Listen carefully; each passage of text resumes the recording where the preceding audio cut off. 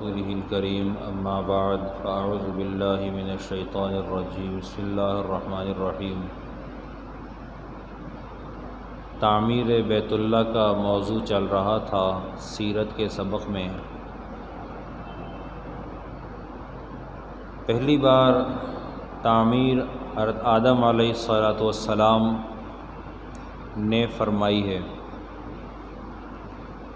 اور بنیادیں بتانے والے حضرت جبریل امین ہیں۔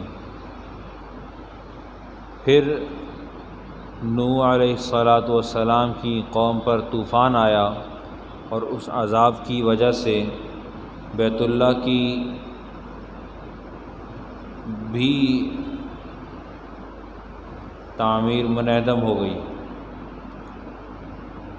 پھر بیت اللہ کی تعمیر کا کام ابراہیم علیہ السلام سے لیا گیا اور اس کا تذکرہ قرآن پاک میں موجود ہے۔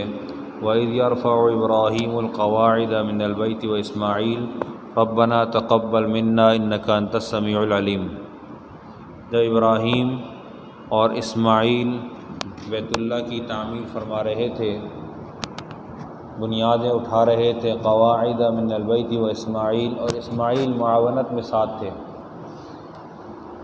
اور دعا یوں ہوتی تھی ربنا تقبل منا انک انت السمیع العلیم۔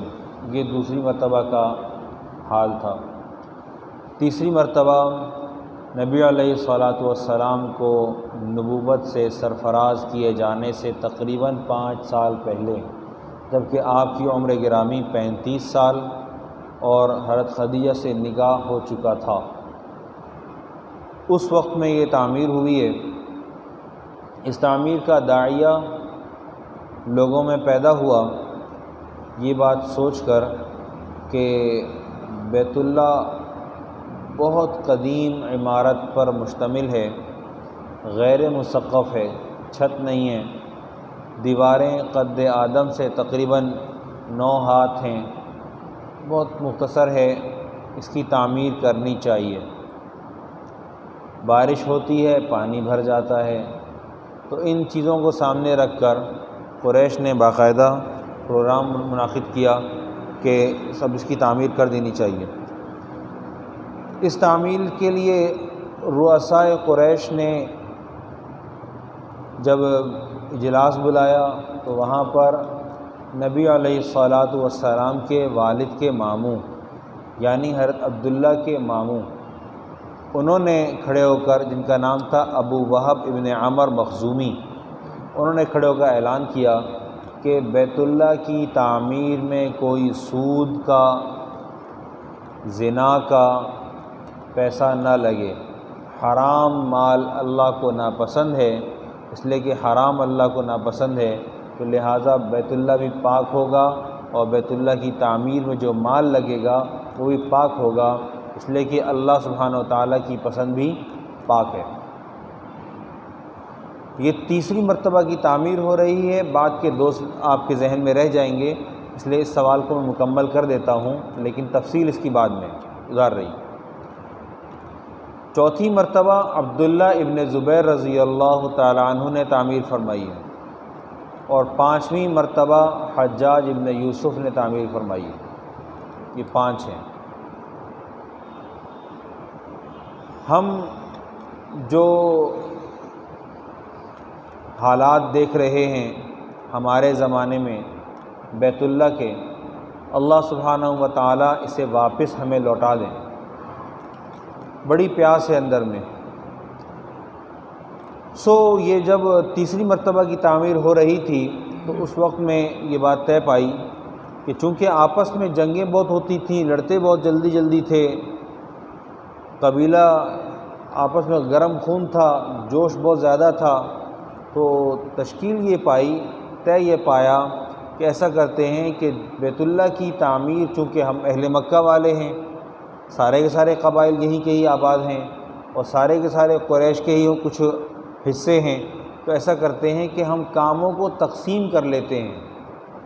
ہم کاموں کو تقسیم کر لیں گے تو بنا کسی نزاع کے یہ کام انجام پائیں گے۔ تو تقسیم کچھ اس طرح سے ہوئی بنی عبد مناف اور بنی زہرہ، یہ دو قبیلے مل کے دروازے کی جانب کی تعمیر کریں گے۔ اسی طرح حجر اسود اور رکن یمانی کی طرف سے بنی مخزوم کام کریں گے۔ اسی طرح بیت اللہ کی پشت پر جو کام ہوگا وہ بنی جمح جیم میم ہا، بنی جمح اور بنی سہم، یہ دو لوگ کام کریں گے، دو قبیلے کام کریں گے۔ اسی طرح حطیم جو ہے وہ بنی عبد الدار، بنی اسد اور بنی عدی کے حصے میں آیا۔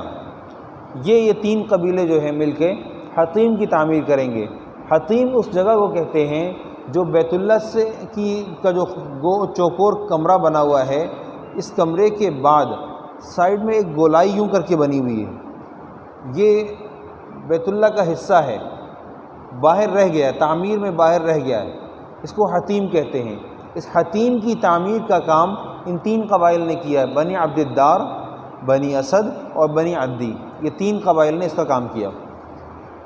اس اثناء میں قریش کو خبر ملی کہ جدہ کے ساحل پر کوئی جہاز آ کر ٹکرایا ہے اور ٹوٹ گیا ہے، تو یہاں سے مکہ مکرمہ سے ولید ابن مغیرہ نامی شخص بھاگا گیا جدہ، اور جا کر اس زمانے میں یہ لوہے کے جہاز نہیں تھے، جہاز ہوتے تھے لکڑی کے، انہوں نے جا کر وہاں سے وہ لکڑی کے جہاز کے تختے حاصل کیے۔ اس جہاز میں ایک رومی معمار بھی تھا، اس کا نام تھا باقوم، بے الف قاف واو نون میم، باقوم۔ اگر اس کو ہم الگ الگ پڑھیں گے تو باقوم بن جائے گا، باقوم نام تھا اس شخص کا۔ چونکہ یہ معمار تھا تو ولید ابن مغیرہ سے تعارف ہوا تو یہ اس کو بھی بیت اللہ کی تعمیر کے لیے ساتھ لے کر آ گئے۔ تشکیل ہو چکی تھی کہ فلاں لوگ فلاں کام کریں گے۔ فلاں میں بنی عبد مناف، بنی زہرہ، یہ لوگ دروازے کی جانب تھے۔ حجر اسود اور رکن یمانی کی جانب بنی مخزوم تھے۔ بنی جمح، بنی سہم کی طرف بیت اللہ کی پشت پر کام کرنے والے لوگ تھے، اور بنی عبد الدار ابن قصی، بنی اسد اور بنی مخزوم، یہ لوگ حطیم کی تعمیر کے لیے اپنے حصے کی طرف کام کرنے پر مأمور ہو چکے تھے۔ لیکن مسئلہ یہ تھا کہ اب اگر بیت اللہ جو قدیم عمارت ہے اس کو منہدم کریں گے تو اللہ سبحانہ و تعالیٰ کی اس میں رضا ہے یا نہیں ہے۔ ہم یہ کام کرنے جا تو رہے ہیں، ابراہیم علیہ السلام ایک نبی کے ہاتھ کی تعمیر ہوئی ہے، ہم اس کو شہید کرنے جا تو رہے ہیں، لیکن اس کی شہادت جو ہے وہ حق تعالیٰ کی رضامندی اس میں شامل حال ہے یا نہیں ہے، پریشانی تھی۔ تو کوئی ہمت نہیں کر پاتا تھا کہ پھاوڑا لے اور لے کے چڑھ جائے اور توڑنا شروع کرے، کسی کی ہمت نہیں تھی۔ وہ جو شخص ولید ابن مغیرہ تختے لینے کے لیے گیا تھا، اس آدمی نے ایک نعرہ لگایا، کہنے لگا اللہم لا نرید الا الخیر، اے اللہ ہم خیر کا ارادہ رکھتے ہیں، ہم نہیں چاہتے مگر کہ خیر چاہتے ہیں، اور جب خیر چاہتے ہیں تو بیت اللہ تمہارا گھر ہے، معبود باری تعالیٰ تمہارا گھر ہے، آپ کا گھر ہے، اور آپ کے گھر کی تعمیر ہم چاہتے ہیں اور اس کو نئے سرے سے بنانا چاہتے ہیں، تو اس میں برائی کیا ہے؟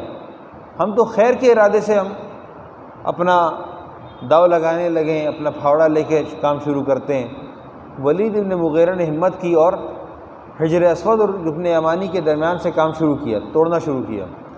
اہل مکہ نے ساتھ نہیں دیا، سب سائڈ ہو کے ہٹ گئے۔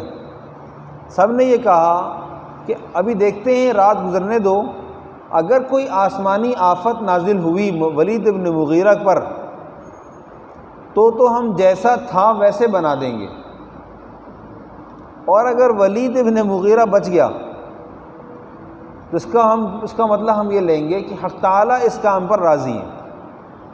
اتنی بڑی قربانی، ایک پورا آدمی داؤ پہ لگا دیا کہ ولید ابن مغیرہ پر اگر کوئی آسمانی عذاب نہیں آیا، کوئی آسمانی بلا نہیں آئی، اس کی کوئی پکڑ نہیں آئی، تو اس کا مطلب یہ ہے کہ اللہ سبحانہ و تعالیٰ اس بات پر، اس کام پر راضی ہیں۔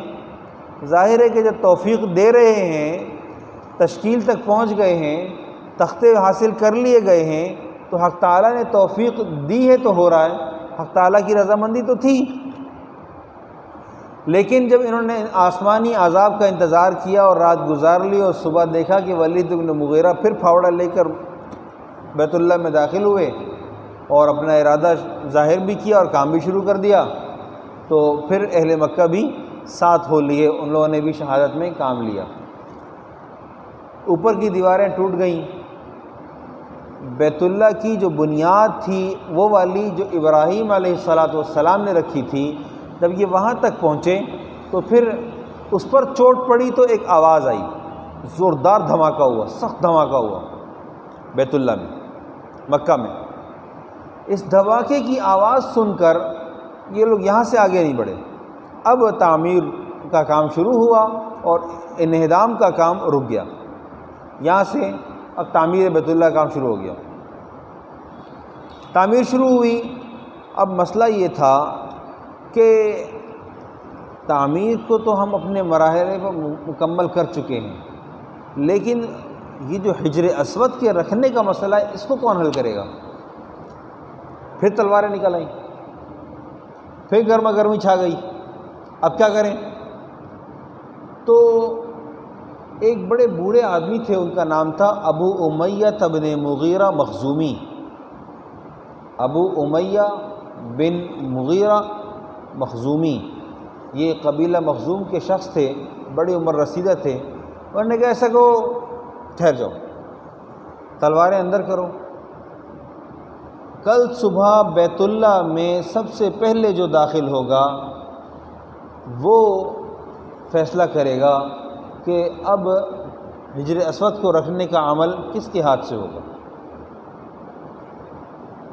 اور سب سے پہلے داخل ہونے والے محمد الرسول اللہ صلی اللہ علیہ وسلم تھے۔ یہ واقعہ پورا میں آئندہ درس میں بیان کروں گا، اشارتاً عرض کر دیتا ہوں کہ نبی کریم صلی اللہ علیہ وسلم سب سے پہلے تشریف لائے اور آپ نے تمام قبیلے والوں کو اکٹھا کیا، ایک چادر منگوائی، حجر اسود کو اس کے اندر رکھا، سب نے کونوں سے پکڑا اور لے کر آئے قریب پہنچے۔ پیارے پیغمبر صلی اللہ علیہ وسلم نے اس جنت کے ٹکڑے کو اٹھا کر اپنے مقام پر وضع فرمایا۔ اعزاز بہرحال نبی علیہ السلام ہی کے ہاتھ آیا اور باقی سب لوگ چادر پکڑنے والے ٹھہرے۔ ہم اس بارے میں انشاءاللہ مزید گفتگو آئندہ درس میں کریں گے۔ اللہ سبحانہ و تعالیٰ پیارے پیغمبر صلی اللہ علیہ وسلم کی سیرت کو سمجھنے اور آپ علیہ السلام کی سیرت گرامی کو اپنانے کی توفیق عطا فرمائے۔ وآخر دعوانا الحمد للہ رب العالمین۔